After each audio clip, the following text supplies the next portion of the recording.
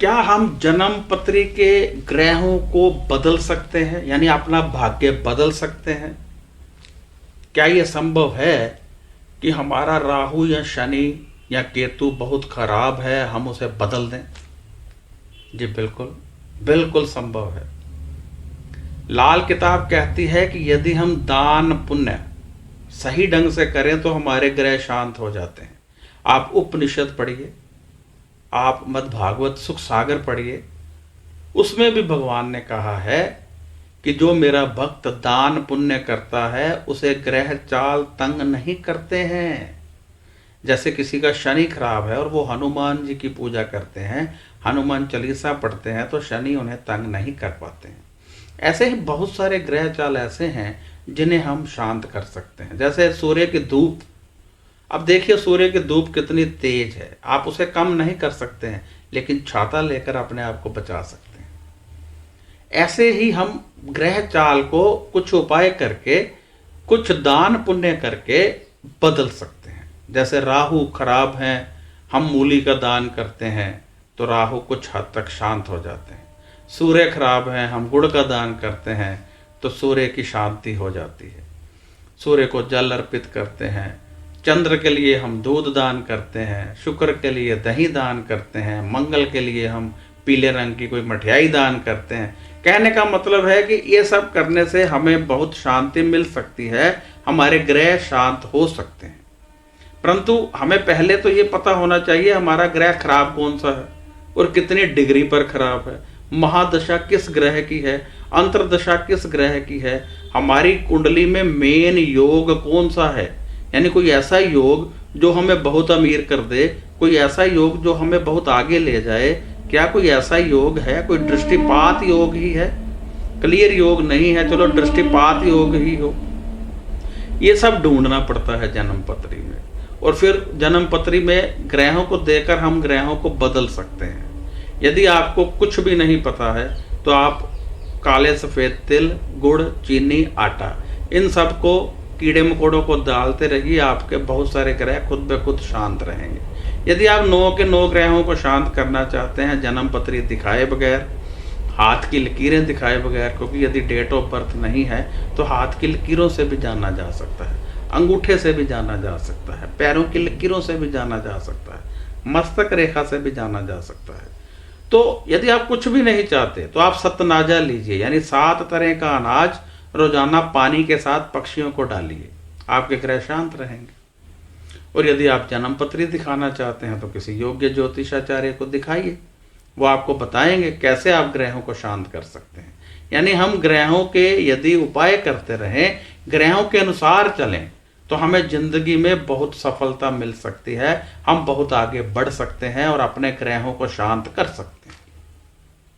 जैसे किसी का राहु बहुत खराब है और वह व्यक्ति नॉनवेज ले रहा है, दारू पी रहा है, तो उसका राहु और खराब होता जाएगा। परंतु इसके विपरीत यदि वो माथे पर केसर का तिलक लगाने लगे, दूध में हल्दी डालकर पीने लगे, मूली दान करने लगे, तो उसका राहु काफी हद तक कंट्रोल में आ जाएगा।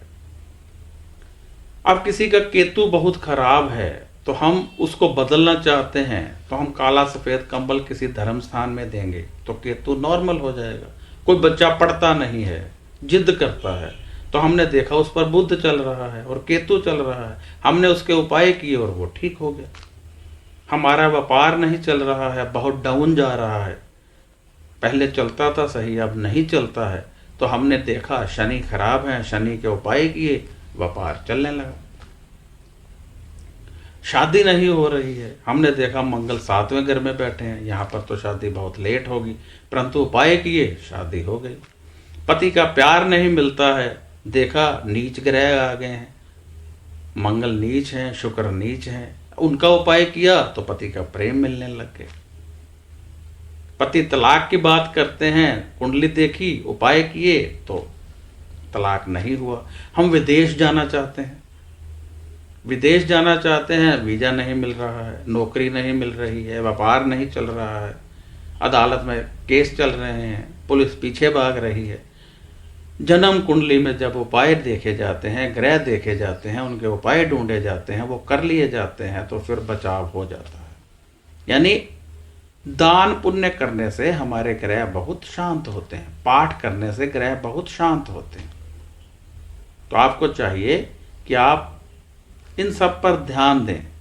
और यदि आप कुछ भी नहीं करना चाहते तो मैंने बताया आपको कि सतनाजा दान कीजिए, आपके 9 के 9 ग्रह शांत रहेंगे।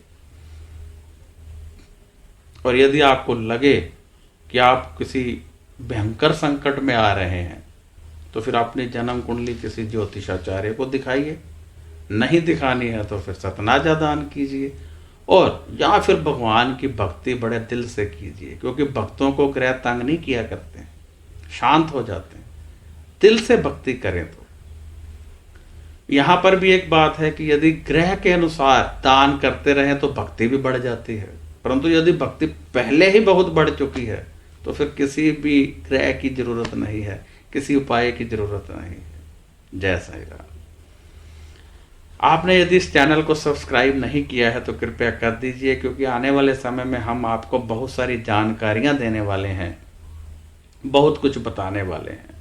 और यदि आप मुझसे संपर्क करना चाहते हैं, आपकी कोई समस्या है, आप कोई मुझसे सवाल पूछना चाहते हैं, कोई निवारण चाहते हैं, अपनी जन्म पत्री दिखाना चाहते हैं, जन्म पत्री दिखाने के हमारे कुछ नियम हैं।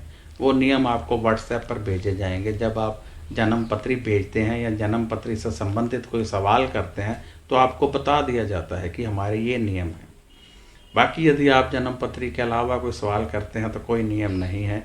सारा कुछ व्हाट्सएप पर लिखिए, मैं जवाब जरूर दूंगा। 2 या 3 दिन लगते हैं, परंतु जवाब अवश्य मिलता है।